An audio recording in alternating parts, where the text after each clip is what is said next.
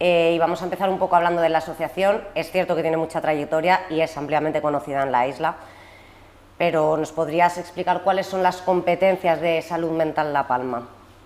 Bien, pues gracias por la invitación, Carolina, y al Canal 11. Nosotros, como tú bien dices, llevamos 26 años en la isla de La Palma y bueno, en un inicio nosotros trabajábamos intentando solucionar los problemas que la población tenía en aquel momento. Hace 26 años la realidad en salud mental era distinta a la realidad que tenemos ahora. Teníamos solamente un psiquiatra, las familias pues se veían muchas veces con falta de una asistencia clínica y sanitaria, y esas mismas familias constituyen Salud Mental La Palma, lo que es actualmente Salud Mental La Palma, y que en aquel momento pues teníamos otro nombre, otra constitución, otros estatutos, incluso otro ámbito de actuación. Nosotros ahora mismo, si ya tenemos que dejar el episodio primero de nuestra creación y los muchos proyectos y acciones que hemos ejecutado, trabajamos principalmente en prevención. Tenemos ya atribuido por parte de lo que es la administración pública que el apartado y el área de prevención son muchos años los que los llevamos desarrollando, y son ellos los que tienen plenas competencias desde el año 2003 en el ámbito de discapacidad. Y entonces nuestro trabajo principalmente es trabajar, sensibilizar e intentar normalizar que la salud mental sea contemplada como lo que realmente es, ¿no? Una parte de nuestra salud, una parte de nuestra naturaleza humana, y que nos parece importante y crucial trabajarlo desde las primeras etapas. Esos niños, desde las primeras etapas en su sistema educativo, tienen que familiarizarse con el término de salud mental, saber qué es la salud mental, y cuando afloran, Carolina, problemas de salud mental, no volverlo algo clínico. Es decir, cuando un niño o cualquier adolescente tiene un episodio en su vida que puede tener una clínica sanitaria, Salud Mental La Palma aboga por tratar ese problema emergente para que se quede ahí, en una circunstancia vital, y no volverlo algo clínico, y que sea necesario que ese niño o adolescente sea tratado farmacológicamente y se convierta en el adulto del futuro con un problema arraigado de problema de salud mental y que necesite un tipo de recurso distinto que en un primer episodio. Cuando tú me preguntas, Carolina, ¿qué área es la nuestra? Nuestra área es esta. Nos parece imprescindible también ahora mismo hablar de salud mental de una manera más natural, normalizar lo que son los problemas de salud mental, porque si no corremos un grave riesgo. Y es que no podemos olvidar que en el año 1980 en España se efectuó una reforma psiquiátrica que decía que había que sacar a las familias y al entorno cercano de afectados de lo que era el manicomio, ¿te acuerdas? De lo que eran los centros manicomiales. Eso fue una batalla familiar importantísima que concluyó con una reforma psiquiátrica. No podemos olvidar los años que han transcurrido y que muchísimas familias siguen apostando porque hay que trabajar en prevención para que no sea necesario volver a antiguos esquemas manicomiales. Y en esta área de la prevención, ¿nos puedes mostrar algunos ejemplos concretos de lo que hacéis en Salud Mental La Palma? ¿Qué campañas, qué proyectos tenéis? Pues mira, nosotros estamos en 17 centros educativos, con los niños de infantil, con los niños de primaria. Ya nosotros llevamos muchísimos años trabajando con los centros educativos dentro de su currículum. No vamos como una actividad extraescolar, nosotros vamos a los centros en horario lectivo, con los docentes, y estamos todos los días de la semana en esos centros trabajando con los menores para que si existen dificultades para trabajar el tema de habilidades sociales, poder estar con ellos. También somos una especie de ayudante o coayudante para el docente, porque también los docentes necesitan un refuerzo en su día a día, ¿verdad?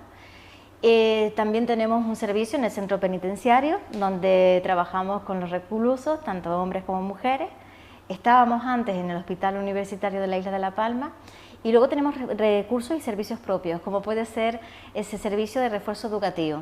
¿De qué nos sirve? Nos sirve para que ya que estamos trabajando en hora lectiva en los centros educativos, no dejar a esos niños que pueden necesitar un refuerzo extra y de manera gratuita. Es decir, hacemos un seguimiento por la tarde para ver qué casos realmente necesitan un apoyo para que muchas de las dificultades que pueden tener los menores puedan seguir siendo trabajadas, para que no sea tener un problema de salud mental o un problema de convivencia con una persona con problemas de salud mental, un motivo, una causa y una razón para tener un problema académico, un abandono y lo que puede repercutir en el futuro. No olvidemos que estamos hablando este 10 de octubre, el Día Mundial de la Salud Mental, que ha unido salud mental y trabajo. Vale, qué importante es estar formados para poder desempeñar el rol laboral en un futuro. Entonces nosotros consideramos que en unas primeras etapas tenemos que estar para dar plenas garantías de que esos niños, de que esas niñas y esos adolescentes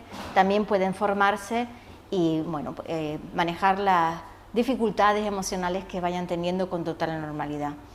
Y luego, bueno, tenemos la campaña Hablar es la solución, que es una campaña dirigida al alumnado de secundaria, y en esa campaña lo que intentamos es hablar con los jóvenes para que el tema del bullying o otras circunstancias que pueden llevar a que tengan un malestar físico y psiquiátrico y psicológico importante se minimicen, porque sabemos que detrás de ese malestar puede haber muchas veces, y es la realidad, circunstancias tan graves como puede ser un suicidio.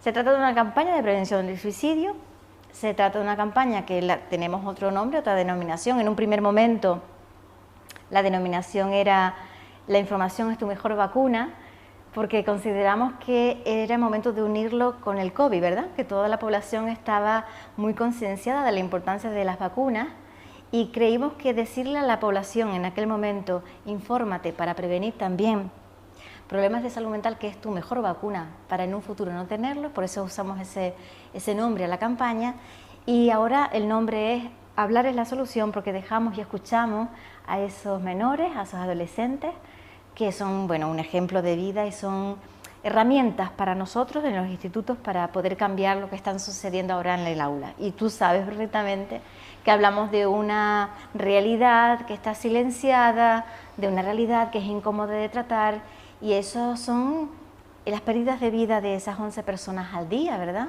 Entonces, ¿qué está pasando en una sociedad que con estos datos, con estas estadísticas, no se lanza a poner un freno, igual que lo hemos hablado, ¿verdad?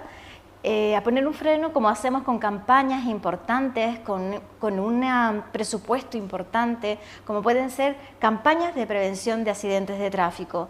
Si comparamos estadísticamente pérdidas de vida por suicidio y pérdidas de vida por campañas por accidentes de tráfico, yo creo que queda claro y es evidente que existe una desproporción en cuanto a medios y en cuanto a lo que es la realidad que nos rodea. ¿Qué ocurre? ¿Por qué de un tema se puede hablar con total normalidad? ¿Por qué de otro tema que es candente, preocupante, con una alta incidencia en la población, es incómodo, sigue siendo incómodo hablar? Esa sería la gran pregunta, que se están suicidando. Hablabas por esto que acabas de decir, de la necesidad de que la salud mental se incorpore de manera efectiva en las agendas políticas, ¿no?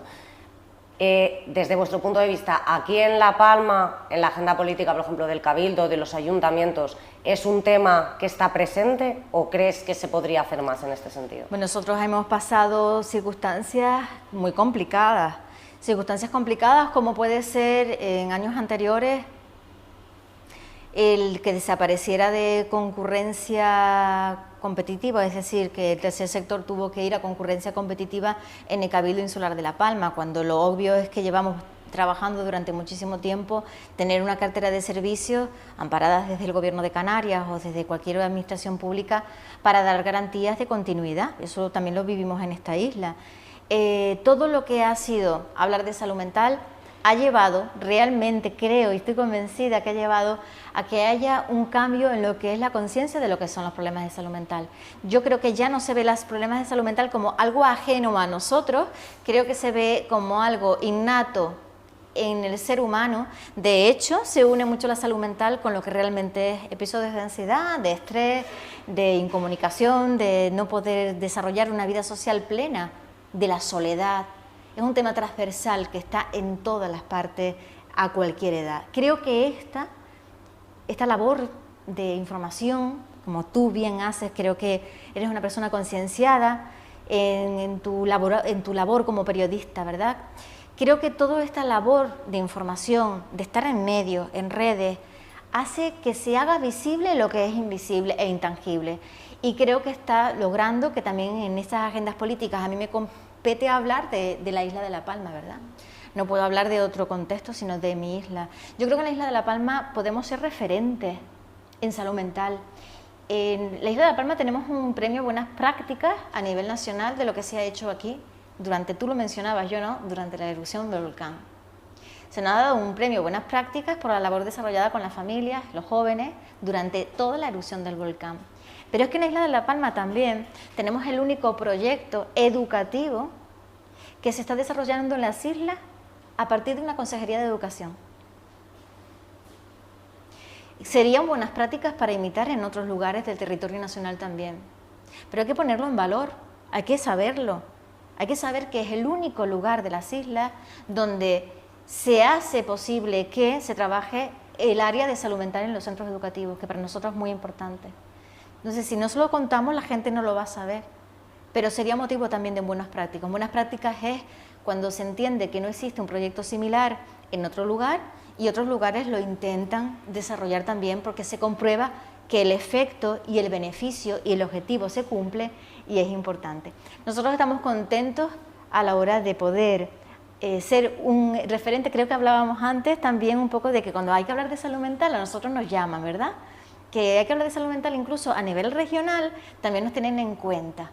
Entonces para nosotros es motivo de satisfacción que después de tantos años de lucha, pues nos tengan en mente a la hora de hablar de salud mental. Y eso se consigue con un trabajo conjunto, con un trabajo común. No podríamos estar aquí sin el apoyo de la administración pública. Estamos aquí gracias a que ellos están detrás, respaldando, valorando, y yo creo que es un respeto mutuo a la hora de decir que aquí existen proyectos que al no existir en otro contexto y con amplio resultado, que se puede ver en redes sociales, por ejemplo, pues estamos trabajando en equipo y en sintonía. Y ya para finalizar, ¿podrías enviar un mensaje a la población general en pos de que se sensibilice con la salud mental para quien todavía no esté muy sensibilizado con esta cuestión? Sí, a las familias yo les diría que hay que perder mucho el miedo, porque un miedo y un silencio a edades tempranas, que es lo que estamos pasando en los centros educativos, pues tiene altas consecuencias y a veces es tarde. Entonces yo pediría que nos informáramos todos un poco y que fuéramos un poco precavidos a la hora de utilizar una terminología que es muy delicada. La salud mental tiene un tema complicado que es usar el término correcto, ¿de acuerdo? No volverlo a lo clínico, no hablar de salud mental de una manera patológica y no verlo como un tema aislado. Yo le diría a las familias, a todas ellas, que rompiésemos un poco los miedos a la hora de hablar de lo que estamos viviendo en nuestro entorno, porque existe en esta isla todavía y en todos los contextos, pero en nuestra isla, mucho miedo a hablar de lo que está ocurriendo en nuestro entorno, de pedir ayuda. Preferimos vivirlo en silencio, no pedir ayuda por el miedo, por el estigma, al rechazo y a otras cuestiones.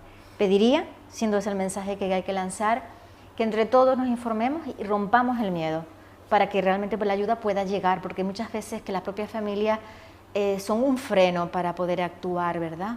Porque tienen mucho miedo, están anclados en una época del pasado, donde tener un problema de salud mental ellos creían que estaba unido al rechazo, que todavía tenemos que hablar de rechazo, pero para eso informamos, y unido a ese estigma que unía salud mental con violencia, por ejemplo, y agresividad. Y también pediría a los medios de comunicación que siguieran trabajando en esta línea de informar, y a toda persona que pudiera ser un ejemplo de salud mental, que lo fuese.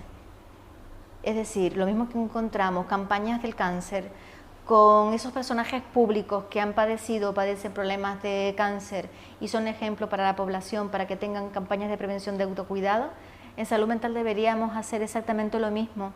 Tener ejemplos y referentes, que los tenemos, ¿verdad?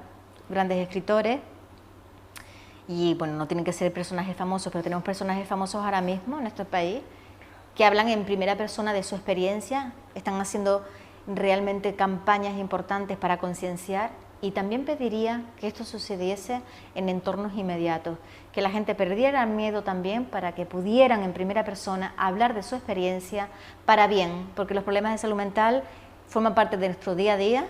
Todos conocemos a una persona con un problema de salud mental y muchos y muchas de ellos están desarrollando un rol laboral, son un ejemplo social, y lo único que falta es lanzar la voz y decir: de esto se sale, es una enfermedad como cualquier otra, porque realmente es una enfermedad como cualquier otra, con una incidencia de recuperación importante y de inserción en la sociedad.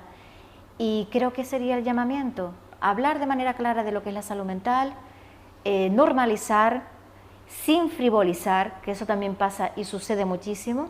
Creemos que normalizar es hablar sin conocimiento, sin trayectoria y lo que hacemos es frivolizar, hacemos un flaco favor, pero normalicemos, informemos, para que entre todos podamos hacer un cambio importante en una isla pequeña como esta, que, vuelvo y repito, me queda constancia de que somos un referente en salud mental. Solamente nos falta creernos que somos un referente, hacer uso de esos premios de buenas prácticas y seguir trabajando como estamos hasta ahora, y es todos unidos. Pues muchas gracias por acompañarnos, Maripaz. Gracias a ti, a Canal 11, especial a ti, que ya llevamos como dos encuentros para hablar de este tema, y te agradezco que nos tengas en cuenta tú, yo que hablo del político, que nos los pongan en la agenda política, que tú nos tengas en cuenta para poner también en tu agenda. Así que gracias, Carolina. Gracias. Gracias. El presidente